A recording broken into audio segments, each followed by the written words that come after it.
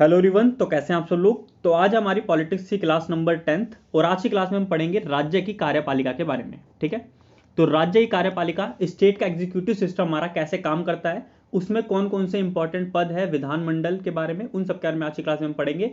Last class में हमने सर्वोच्च न्यायालय और उच्च न्यायालय के बारे में पढ़ लिया था। तो आज की क्लास में हमारी स्टार्ट होती है राज्यपाल से। तो सबसे पहले आपको मार्क करना है कि संविधान का भाग 6 हमें बताता है कि राज्य शासन कैसे चलेगा। तो अगर आपसे पूछा जाता है कि राज्य शासन के बारे में संविधान के किस भाग में लिखा हुआ है, तो संविधान के भाग 6 में राज्य शासन के लिए प्रावधान किया गया है। ठीक है। नेक्स्ट है आपका राज्य की कार्यपालिका के प्रमुख कौन होते हैं। तो राज्यपाल राज्य की कार्यपालिका के प्रमुख है। जिस तरीके से राष्ट्रपति भारत शासन के प्रमुख होते हैं, जो भारत में शासन चल रहा है उसमें जितनी भी शक्तियां हैं वो सारी शक्तियां किसके पास होती है, राष्ट्रपति के पास। उसी प्रकार एक राज्य में जितनी भी शक्तियां हैं वो सारी शक्तियां राज्यपाल में निहित होती हैं। आगे देखिए ये पॉइंट लिखा हुआ है, अर्थात राज्य में राज्यपाल की स्थिति कार्यपालिका के प्रधान की होती है, परंतु वास्तविक शक्ति मुख्यमंत्री के नेतृत्व में मंत्रिपरिषद में निहित होती है।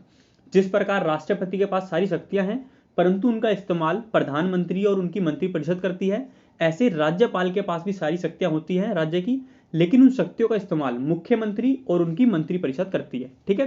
क्लियर रखना है आपको, राज्यपाल और राष्ट्रपति की जो शक्तियां हैं वो कहीं ना कहीं एक समान है। ठीक है। आगे देखिए यहाँ पे ये आर्टिकल बहुत इंपॉर्टेंट है।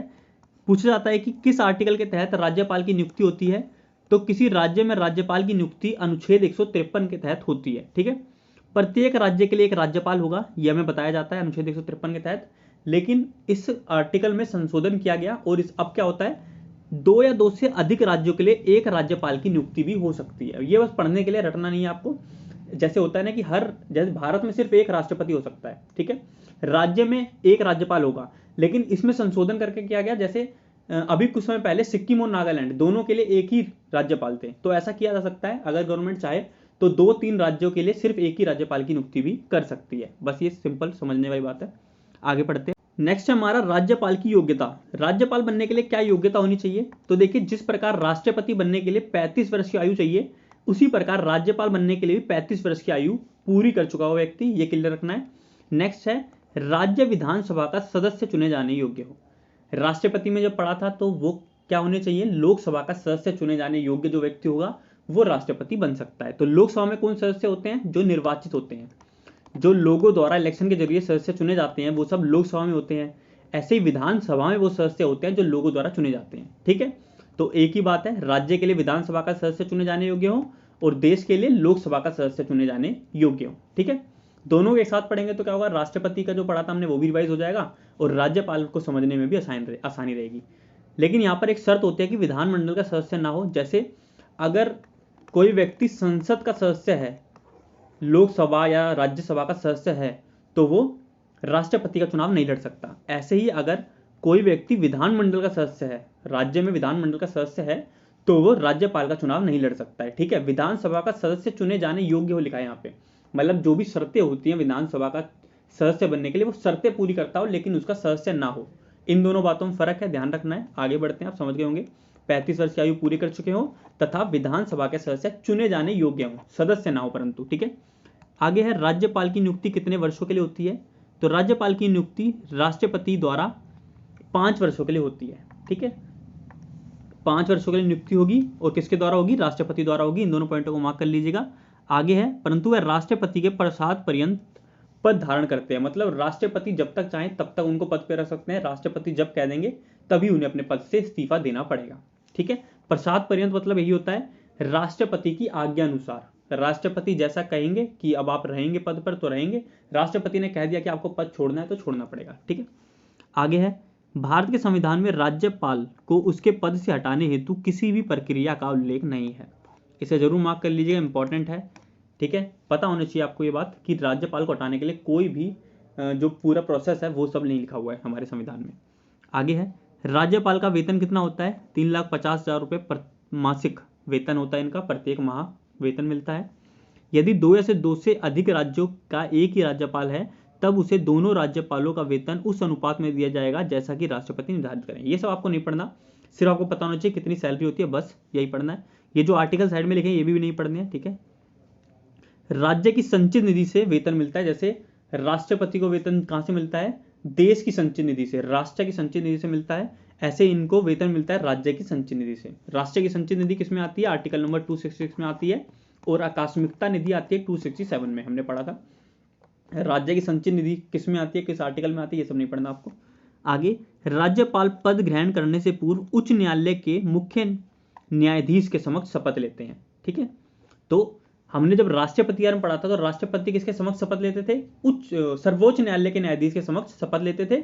और जो राज्यपाल है वो शपथ के सामने लेंगे, जो भी उस स्टेट का हाई कोर्ट है उसके जो टॉप मोस्ट जज हैं उसके सामने शपथ लेंगे। ठीक है, अगर वो उपस्थित नहीं है तो वरिष्ठ न्यायाधीश के सामने शपथ लेते हैं। ये सब नहीं पढ़ना, बस आपको ये पता होना चाहिए किसके सामने शपथ लेते हैं। ठीक है, आगे बात करते हैं।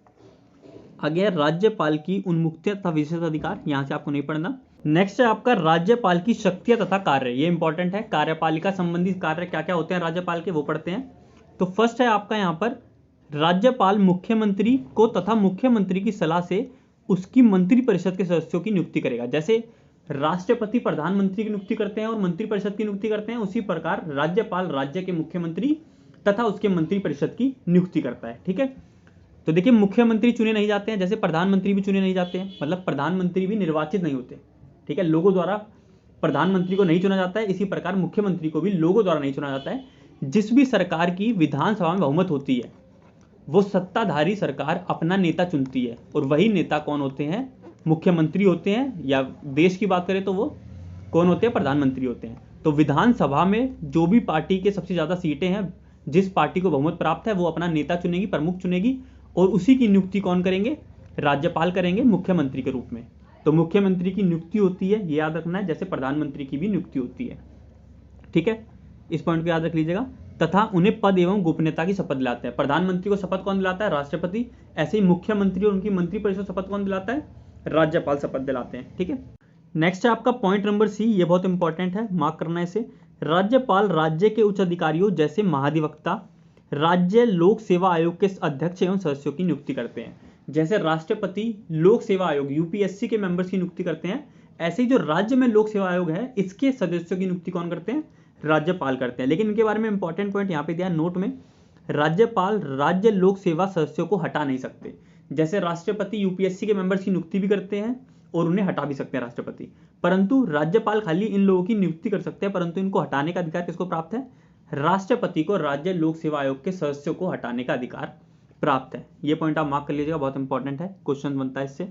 आगे बात करते हैं। आगे देखिए, उच्च न्यायालय के जो न्यायाधीश हैं उनकी नियुक्ति किसके द्वारा होती है, राष्ट्रपति के द्वारा होती है। उच्च न्यायालय के न्यायाधीश की नियुक्ति में भी राज्यपाल सिर्फ परामर्श दे सकते हैं, परंतु उनकी नियुक्ति राष्ट्रपति द्वारा की जाती है। ये पॉइंट आपको पता होगा, पहले हम मार्क भी कर चुके हैं, तो यहाँ पे मार्क नहीं करेंगे इसे। नेक्स्ट पॉइंट है आपका, राष्ट्रपति शासन जब किसी राज्य में लगता है तो उस समय राज्यपाल उस राज्य का पूरा जो भी कार्य है वो कौन संभालेंगे, राज्यपाल द्वारा संभाला जाता है। यही इस पॉइंट में बता रखा है, ये आप सभी को पता होगा। जब भी किसी राज्य में राष्ट्रपति शासन लगाया जाता है उस समय राज्यपाल उस राज्य के प्रशासन को चलाते हैं। ठीक है, नेक्स्ट है आपका स्थायी विधायी अधिकार। कौन कौन से विधायी अधिकार प्राप्त हैं इनको, राज्यपाल विधानमंडल का अभिन्न अंग है, जैसे हमने पढ़ा था विधानमंडल का अभिन्न अंग है। जैसे जो संसद है, संसद के 3 भाग होते हैं, मैंने आपको बताया था, एक लोकसभा, दूसरा राज्यसभा, तीसरा राष्ट्रपति। ऐसे ही विधानमंडल के भी 3 भाग हैं, एक हमारे राज्यपाल, दूसरा विधानसभा, तीसरा विधान परिषद। ठीक है, समझ गए होंगे आप। विधायी अधिकार में इनका क्या हिस्सा है, राज्यपाल विधानमंडल के अभिन्न अंग होते हैं। यह हमें बताता है अनुच्छेद नंबर 164। इस आर्टिकल को आप पढ़ लीजिएगा एक बार, इतना खास इंपॉर्टेंट नहीं है। यहाँ पे आर्टिकल जो इंपॉर्टेंट है वो यही है, अनुच्छेद नंबर 153, जिसके तहत राज्यपाल की नियुक्ति होती है। ठीक है, इस आर्टिकल को आप पढ़ना चाहे तो पढ़ सकते हैं, छोड़ना चाहे तो छोड़ भी सकते हैं, ऐसा खास इंपॉर्टेंट नहीं है। ठीक है, बस आपको पता होना चाहिए राज्यपाल विधानमंडल का अभिन्न अंग होते हैं राष्ट्रपति की तरह। ठीक है, राज्यपाल विधानमंडल का सत्र आह्वान करते हैं, ठीक है, तथा उसका विघटन करते हैं। राज्यपाल विधानसभा के अधिवेशन अथवा दोनों सदनों की संयुक्त बैठक को संबोधित करता है, मतलब बुलाते हैं। ठीक है, तो वैसे ही सारे अधिकार जैसे राष्ट्रपति के पास अधिकार होते हैं, कोई भी सेशन को बुलाने का, लोकसभा को बुलाने का, लोकसभा को भंग करने का, ठीक है, दोनों सदन है उनकी संयुक्त बैठक करवाने का, वही सब अधिकार राज्यपाल को प्राप्त है विधानमंडल के स्वरूप में। ठीक है, इसको मार्क कर लीजिएगा, पढ़ लीजिएगा। आगे बढ़ते हैं। राज्यपाल की विधायी शक्तियों से नेक्स्ट इंपॉर्टेंट पॉइंट है पॉइंट नंबर डी, राज्य विधानमंडल द्वारा पारित विधेयक राज्यपाल के हस्ताक्षर के बाद ही अधिनियम बन पाते हैं। देखिए कोई जब विधेयक संसद से पारित होता है तो उसके बाद वो कहाँ जाता है, राष्ट्रपति के पास। राष्ट्रपति जी जब उस पर साइन कर देंगे तो वो विधेयक फाइनली पास हो जाएगा और कार्य में चला जाएगा देश में, ठीक है। इसी प्रकार राज्य में जब कानून कोई पारित करना हो तो पहले वो विधानमंडल में पारित होगा, विधानमंडल में पारित होने के बाद वो किसके पास जाएगा, राज्यपाल के पास। अगर राज्यपाल जी उस पर साइन कर देंगे तो फाइनली पास हो जाएगा और राज्य में काम करने लगेगा। यही सब इसमें बता रखा है कि राज्यपाल के हस्ताक्षर के बाद ही कोई कानून पूर्णतः पास होता है और कार्य में लिया जाता है, ठीक है। नेक्स्ट पॉइंट है आपका, विधानसभा में एंग्लो भारतीय समुदाय को पर्याप्त प्रतिनिधित्व नहीं प्राप्त है तो राज्यपाल उस समुदाय के एक व्यक्ति को विधानसभा का सदस्य मनोनीत कर सकते हैं। जैसे राष्ट्रपति को अधिकार था कि वो लोकसभा में 2 एंग्लो भारतीय समुदाय के व्यक्तियों की नियुक्ति कर सकते थे पहले, अब इसको बंद कर दिया गया है। जो 104वां संविधान संशोधन था उसके द्वारा अब इस कानून को बंद कर दिया गया है कि लोकसभा में राष्ट्रपति अब किसी भी एंग्लो भारतीय समुदाय के व्यक्ति को मनोनीत नहीं कर सकते हैं, लेकिन पहले इनको अधिकार था राष्ट्रपति को कि वो लोकसभा में 2 एंग्लो भारतीय समुदाय के व्यक्तियों की नियुक्ति करते थे, ठीक है, मनोनीत करते थे उन्हें। उसी प्रकार राज्यपाल को अभी भी अधिकार प्राप्त है कि वो विधानसभा में 1 एंग्लो भारतीय समुदाय के व्यक्ति की नियुक्ति कर सकते हैं, ठीक है। इसको याद रखना है, इंपॉर्टेंट है। आगे बात करते हैं जो यहाँ का सबसे इंपॉर्टेंट पॉइंट है।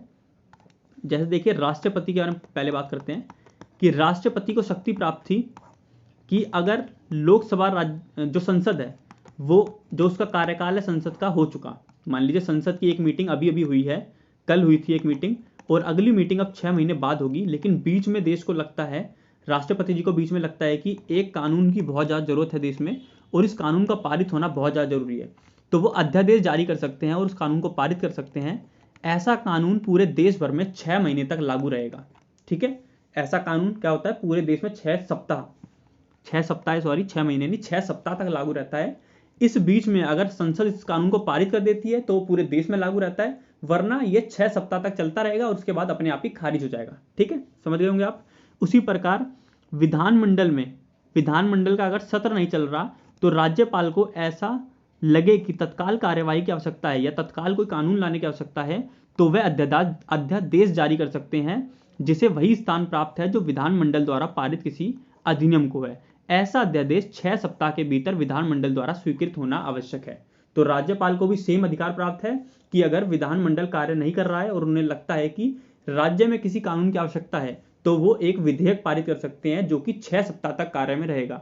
6 सप्ताह के अंदर अंदर उसे विधानमंडल ने पारित कर दिया तो वो पूरे राज्य में चलता रहेगा, अन्यथा वो 6 सप्ताह के बाद खारिज हो जाएगा, बंद हो जाएगा, ठीक है। क्लियर हो गया होगा आपको। आगे बढ़ते हैं। तो ये याद कर लेना इसका अनुच्छेद कौन सा है। ये राज्यपाल को अध्यादेश जारी करने की शक्ति अनुच्छेद 213 देता है और राष्ट्रपति को अध्यादेश जारी करने की शक्ति अनुच्छेद 123 देता है, ठीक है। 123 से बन गया 213, राज्यपाल को शक्ति मिल रही है, 123 से राष्ट्रपति को शक्ति मिल रही है। आगे बात करते हैं। धन विधेयक, आपको पता है धन विधेयक जब संसद में लाना हो तो उससे पहले हमें किससे परमिशन लेनी पड़ती है, राष्ट्रपति से परमिशन लेनी पड़ती है। उसी प्रकार विधानसभा में अगर धन विधेयक लाना है तो राज्यपाल की पूर्व अनुमति से ही पेश किया जा सकता है। तो पहले राज्यपाल की परमिशन लेनी पड़ेगी, उसके बाद ही धन विधेयक को विधानसभा में प्रस्तुत किया जा सकता है, ठीक है। नेक्स्ट है आपका राज्यपाल का न्यायिक अधिकार। तो जिस प्रकार से राष्ट्रपति को किसी व्यक्ति की सजा माफ करने का अधिकार है या फिर कम करने का अधिकार है, राष्ट्रपति को शक्ति कौन देता है, आर्टिकल 72 अनुच्छेद का, संविधान का अनुच्छेद 72 कहता है कि राष्ट्रपति किसी व्यक्ति की सजा को कम कर सकते हैं, माफ कर सकते हैं। किसी व्यक्ति को मृत्युदंड मिलता है तो वो उसे क्षमा भी कर सकते हैं, मना भी कर सकते हैं या फिर उसे आजीवन कारावास, जीवन भर जेल की सजा में बदल सकते हैं, ठीक है। इसी प्रकार राज्यपाल को भी शक्ति प्राप्त है कि वो किसी व्यक्ति के दंड को क्षमा कर सकते हैं या उसको कम कर सकते हैं, ठीक है। किस आर्टिकल से रिलेटेड है ये आपको याद नहीं करना, बस राष्ट्रपति के बारे में पता होना चाहिए कि राष्ट्रपति को क्षमा देने का अधिकार अनुच्छेद 72 के तहत प्राप्त है, ठीक है। यहाँ पे डिफरेंस क्या है इन दोनों शक्तियों में, राष्ट्रपति को सेना न्यायालय के दंडादेश के मामले में क्षमादान की शक्ति प्राप्त है जबकि राज्यपाल को यह शक्ति प्राप्त नहीं है। तो सेना के जो न्यायालय होते हैं वहां पर जो सजा दी जाती है उनको भी कम कर सकते हैं राष्ट्रपति, लेकिन राज्यपाल को यह शक्ति प्राप्त नहीं है।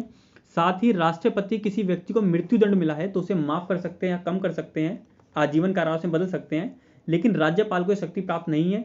राज्यपाल मतलब किसी राज्य में अगर किसी व्यक्ति को मृत्युदंड मिला है तो राज्यपाल को यह शक्ति प्राप्त नहीं है कि वो उसके मृत्युदंड को कम कर दे या माफ कर दे, ठीक है। तो मृत्युदंड पर क्षमा देने का अधिकार खाली राष्ट्रपति को है, राज्यपाल को नहीं है। ये पॉइंट इंपॉर्टेंट है, मार्क कर लिख लीजिएगा आप साइड में। आगे बात करते हैं इनके अधिकारों के बारे में, तो आपात शक्ति हमने पहले ही पढ़ा था कि जब किसी राज्य में राष्ट्रपति शासन लगता है तो उस समय राज्यपाल उस राज्य के प्रशासक के रूप में कार्य करते हैं, वही यहाँ पे भी लिखा हुआ है। तो यहाँ पर आपको मार्क करना है पहले अनुच्छेद 356। अनुच्छेद 356 कहता है कि राष्ट्रपति किसी राज्य में राष्ट्रपति शासन को लगा सकते हैं, ठीक है। इस समय राज्यपाल जी, तो यहां पर आपको मार्क करना है अनुच्छेद 356। अनुच्छेद 356 कहता है कि किसी राज्य में राष्ट्रपति शासन लगाया जा सकता है और इसको लगाने की सलाह कौन देंगे? राज्यपाल।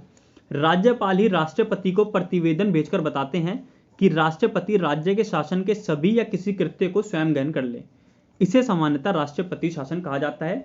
इस समय क्या होता है? राज्यपाल राज्य के प्रशासक के रूप में कार्य करते हैं। ये पॉइंट हमने पहले मार्क भी कर लिया था, आप चाहे तो इस साइड में लिख सकते हैं समझने के लिए, ठीक है। तो ये थी राज्यपाल की आपात शक्ति, और उसी के साथ राज्यपाल के बारे में जो भी इंपॉर्टेंट बातें थी वो हमने पढ़ ली और मार्क कर ली हैं। अगर आप ऑनलाइन प्रिपरेशन करना चाहते हैं तो आप अनअकैडमी का प्लस सब्सक्रिप्शन ले सकते हैं। यहाँ पर आपको इंडिया के बेस्ट टीचर्स मिल जाएंगे और डिफरेंट टीचर्स मिल जाएंगे एक ही सब्जेक्ट के लिए। इससे फायदा ये होगा कि अगर आपको एक सब्जेक्ट किसी टीचर समझ में नहीं आता है तो आप दूसरे टीचर से ही वही सेम सब्जेक्ट पढ़ सकते हैं। आप अपने एम के अकॉर्डिंग बैच चूज कर सकते हैं, जैसे कोस्ट गार्ड के लिए Vikramaditya 2.0 batch, air force group Y के लिए राफेल एयरफोर्स वाई ग्रुप, ऐसे एसएससी के लिए भी डिफरेंट बैचेस चल रहे होंगे, उसमें आप इनरोल कर सकते हैं। यहाँ पर आपको मिनिमम फीस में बेस्ट कंटेंट मिल जाएगा। देखिए, अगर आप 12 मंथ का एयरफोर्स ग्रुप वाई का सब्सक्रिप्शन लेते हैं तो आपको 458 पर मंथ फी पड़ेगी। कोस्ट गार्ड, नेवी, एयरफोर्स के लिए सेम सब्सक्रिप्शन है, तीनों का आप एक ही फी में पढ़ सकते हैं, ठीक है। तो अगर आपको एडिशनल बेनिफिट चाहिए तो आप मेरा कूपन कोड यूज कर सकते हैं ज्ञानी10, इससे आपको 10% डिस्काउंट भी मिल जाएगा और आपकी फीस और कम हो जाएगी, ठीक है। आपको नीचे दिख जाएगा मेरा कूपन कोड ज्ञानी10, इसको जरूर यूज कीजिएगा। अब स्टार्ट होता है आपका विधानमंडल। जो राज्य में विधानमंडल है जिसके 3 भाग होते हैं, विधान परिषद, विधानसभा और राज्यपाल। तो राज्यपाल का हमने पढ़ लिया। विधान परिषद स्टार्ट होता है अभी। जिस प्रकार से इसको अच्छे समझने के लिए आप समझिए, जैसे राज्यसभा होती है पूरे देश में, हमने संसद में राज्यसभा के बारे में पढ़ा था, ठीक है। राज्यसभा में निर्वाचित सदस्य नहीं होते, मनोनीत सदस्य होते हैं। राज्यसभा में जितने भी सदस्य हैं उन्हें इलेक्शन के जरिए नहीं चुना जाता, ठीक है, ये आपको क्लियर है। उसी प्रकार से राज्य में एक विधान परिषद होती है, इसका कार्य भी लगभग राज्यसभा जैसा ही होता है। अब हम पढ़ेंगे इसे तो ज़्यादा समझ में आएगा आपको। देखिए, किसी राज्य में विधान परिषद की स्थापना और समाप्ति का प्रावधान अनुच्छेद 159 में दिया गया है। तो किसी राज्य में विधान परिषद होगी या नहीं होगी, इसके बारे में हमें संविधान का आर्टिकल नंबर 169 बताता है। ये सबसे इंपॉर्टेंट पॉइंट है, इसे मार्क कीजिए पहले। विधान परिषद राज्य विधानमंडल का उच्च सदन होता है। जैसे राज्यसभा उच्च सदन होता है संसद का, लेकिन काम कौन सा होता है? द्वितीय सदन वाला। उसी प्रकार से ये भी विधानमंडल का उच्च सदन है, लेकिन काम कौन सा है? द्वितीय सदन वाला इसका भी काम है, ठीक है। यदि किसी राज्य का विधानसभा अपना कुल सदस्यों की पूर्ण बहुमत तथा उपस्थित मतदान करने वाले सदस्यों के 2/3 बहुमत से प्रस्ताव पारित कर दे तो संसद उस राज्य में विधान परिषद स्थापित कर सकती है, अन्यथा उसका लोप कर सकती है। इस पॉइंट को आसानी से आप ऐसे समझ सकते हैं। देखिए, 2/3 बहुमत मतलब क्या होता है? 2/3 लोग अगर किसी विधेयक को पारित कर देते हैं तो मतलब उस विधेयक को बहुमत प्राप्त हो गई है। तो सबसे पहले आपको क्लियर होना चाहिए कि विधानसभा कैसे काम करती है। जैसे हमारे पूरे देश में लोकसभा है, उसी प्रकार से हर राज्य में विधानसभा होती है। विधानसभा में वही सदस्य होते हैं जो निर्वाचित होकर आए हैं, लोगों द्वारा चुनकर आए हैं, ठीक है। सभी राज्यों में विधानसभा होगी, ये क्लियर रखना है। विधान परिषद सभी राज्यों में नहीं होती है, कुछ ही राज्यों में खाली विधान परिषद है। तो अगर किसी राज्य की विधानसभा अपने सदस्यों के 2/3 बहुमत से एक विधेयक को पारित कर दे, इस विधेयक को पारित कर दे कि इस राज्य में विधान परिषद बन जानी चाहिए, तो उस राज्य में विधान परिषद बन जाएगी। अगर 2/3 बहुमत उस विधानसभा की ये पारित कर दे कि विधानसभा को हटा दिया जाए हमारे राज्य से, तो उस राज्य की विधान परिषद हट जाती है।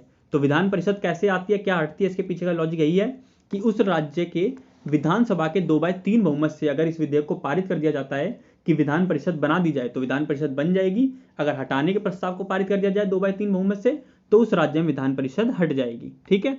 तो विधान परिषद सभी राज्यों में नहीं है। जिन्होंने ये प्रस्ताव पारित कर रखा है, जिन जिन राज्यों ने, खाली उन्हीं राज्यों में विधान परिषद बनाई गई है, ठीक है। यहाँ पे सबसे जो इंपॉर्टेंट पॉइंट है वो ये है कि किस किस राज्य में विधान परिषद है। वर्तमान में केवल 6 राज्यों में विधान परिषद है, ठीक है। पहला उत्तर प्रदेश, दूसरा कर्नाटक, तीसरा महाराष्ट्र, बिहार, आंध्र प्रदेश तथा तेलंगाना है। ये गलत लिखा हुआ है, इसे नहीं लिखना आपको। तो कितने राज्य हैं? 6।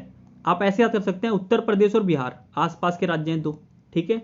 नेक्स्ट है आपका महाराष्ट्र और कर्नाटक, ये दोनों राज्य बिल्कुल आसपास के हैं। यहाँ पर हमारे देश का जो नक्शा है, यहाँ पे महाराष्ट्र पड़ता है उसके जस्ट नीचे आपका कर्नाटक पड़ता है, ठीक है। ऐसे उत्तर प्रदेश और बिहार 7 के राज्य हैं, 4 राज्य हो गए। आंध्र प्रदेश और तेलंगाना आप जानते ही हैं, इस साइड में पड़ते हैं दोनों, ठीक है। दोनों एक दूसरे से कटकर बने, पहले एक ही राज्य थे। तो आंध्र प्रदेश और तेलंगाना में भी एक एक विधान परिषद है। तो 6 राज्य कौन कौन से जिसमें विधान परिषद है, वो बिल्कुल याद रखना अच्छे से, इंपॉर्टेंट है। आगे है विधान परिषद की कुल सदस्यों की संख्या उस राज्य की विधानसभा के कुल सदस्यों की संख्या की 1/3 से अधिक नहीं हो सकती।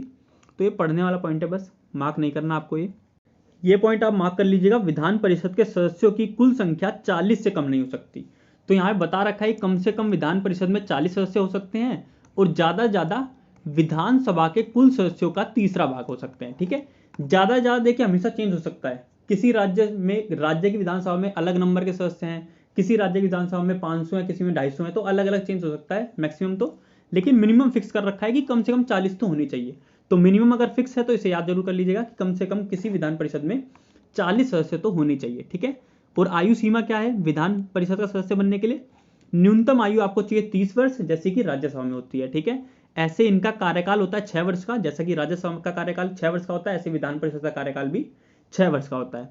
आगे देखिए यहाँ पे इंपॉर्टेंट पॉइंट क्या है, जैसे देखिए हमने पढ़ा था राज्यसभा में 12 सदस्यों को मनोनीत किया जाता है राष्ट्रपति द्वारा।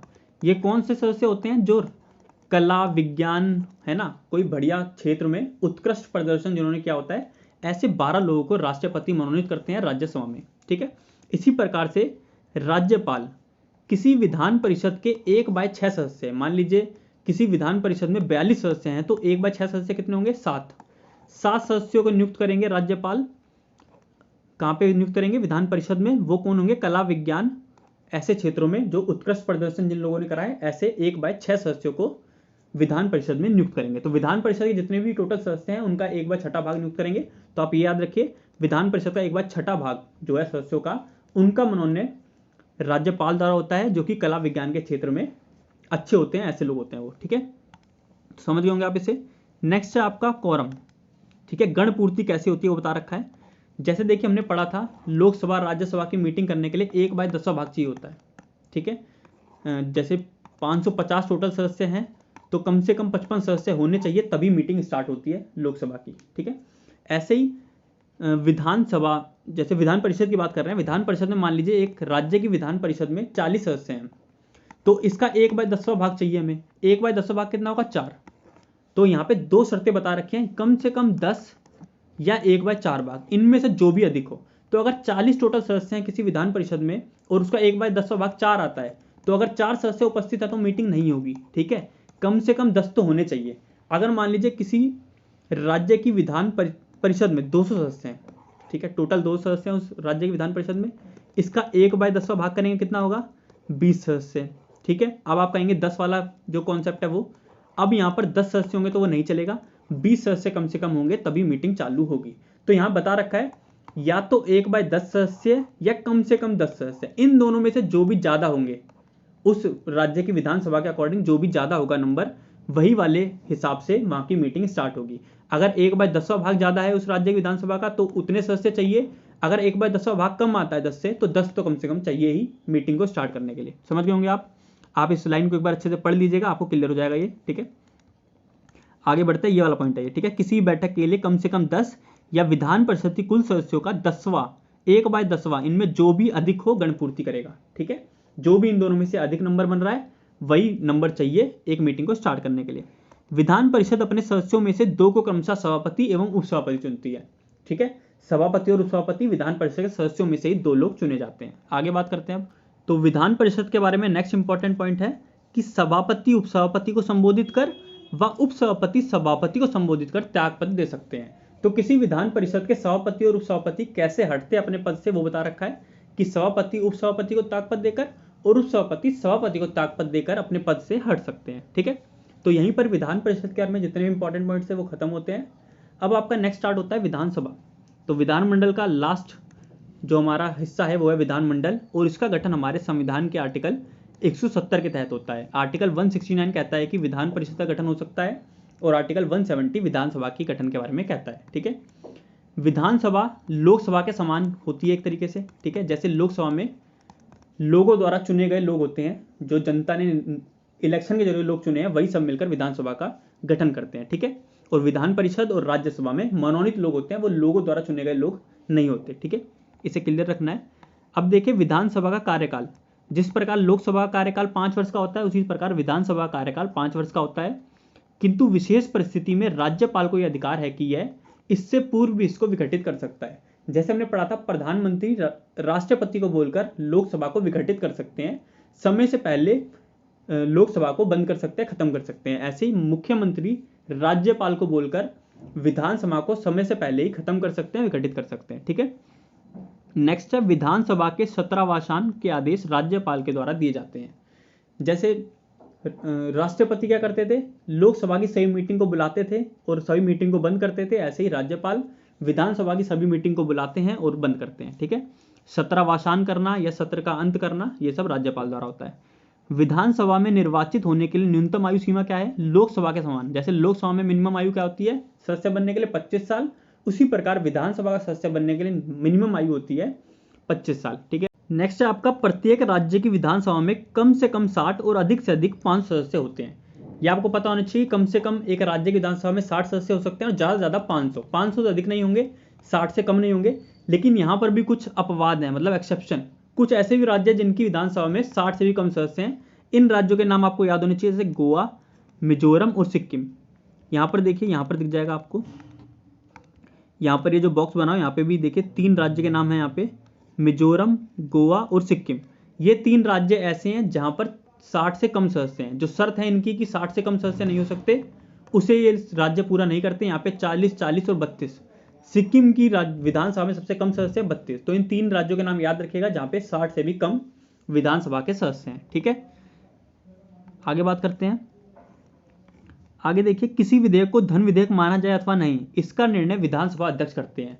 जैसे संसद में अगर कोई धन विधेयक आता है तो इसको कौन बताएंगे कि धन विधेयक है नहीं, लोकसभा के अध्यक्ष बताते हैं। ऐसे ही विधानसभा के अध्यक्ष बताते हैं कि कोई विधेयक धन विधेयक है या नहीं है। ठीक है, इसके बाद है बैठक के लिए गणपूर्ति कौन करेगा, 1/10। लोकसभा में 1/10 सदस्य उपस्थित होंगे लोकसभा के, तो गणपूर्ति होगी, मीटिंग स्टार्ट हो जाएगी। ऐसे यहाँ पर 1/10 सदस्य अगर उस विधानसभा के उपस्थित हैं तो मीटिंग की जा सकती है, गणपूर्ति हो जाएगी। ठीक है, आगे देखिए, यहाँ पर विधानसभा के बारे में जो भी इंपॉर्टेंट पॉइंट्स है, थोड़ी पॉइंट्स है, ज़्यादा नहीं पढ़ना हमें डीप में, यहाँ से कम ही क्वेश्चन बनते हैं, तो वो सब मैंने बता दी, जो भी पॉइंट यहाँ पे पता होने चाहिए आपको। आगे देखिए, सबसे बड़ी विधानसभा कौन सी है, उत्तर प्रदेश की विधानसभा सबसे बड़ी है। यहाँ पे 403 सीटें हैं विधानसभा में। देखिए, आपको ध्यान क्या रखना है, जब भी आप जैसे किसी स्टेट का एग्जाम देने जा रहे हैं, जैसे उत्तराखंड का एग्जाम देने जा रहे हैं या फिर यूपी लेखपाल का एग्जाम देने जा रहे हैं, तो आप उस राज्य में विधानसभा में कितनी सीटें हैं, अगर वहाँ पे विधान परिषद है तो विधान परिषद में कितनी सीटें हैं, ये पढ़कर जरूर जाएं।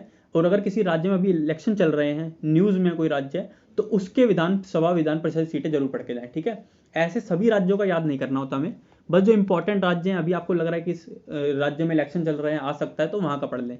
या आप किसी स्टेट का एग्जाम देने जा रहे हैं तो वहाँ का जरूर पढ़ के जाएं, वो इंपॉर्टेंट होता है।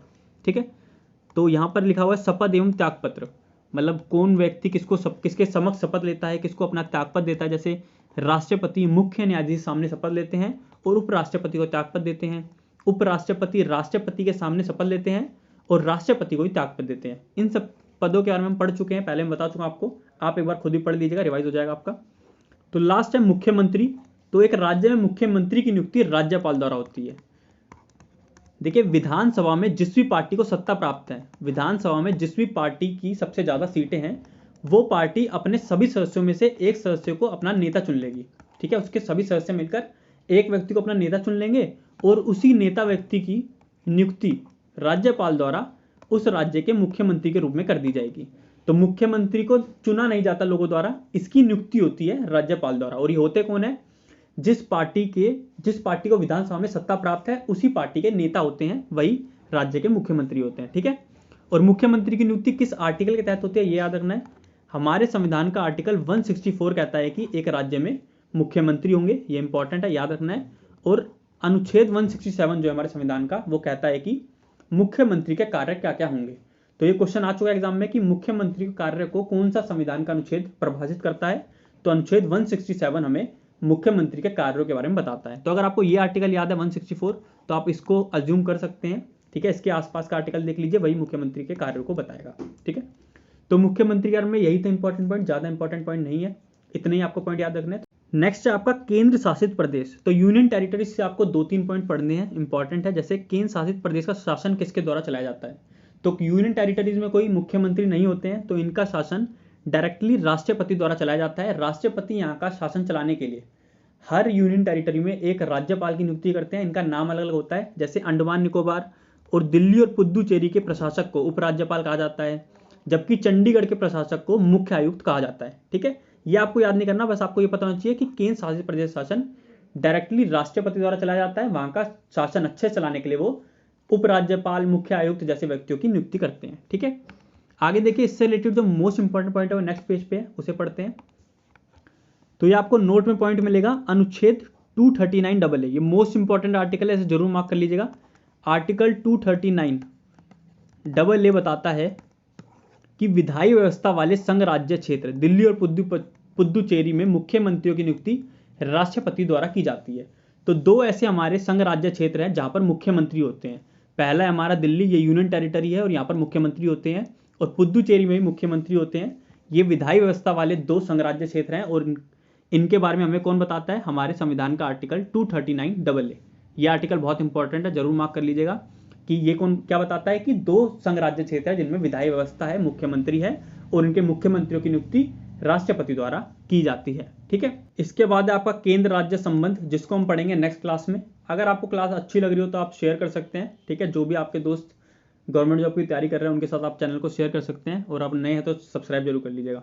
थैंक यू, मिलते हैं जल्दी नेक्स्ट वीडियो में।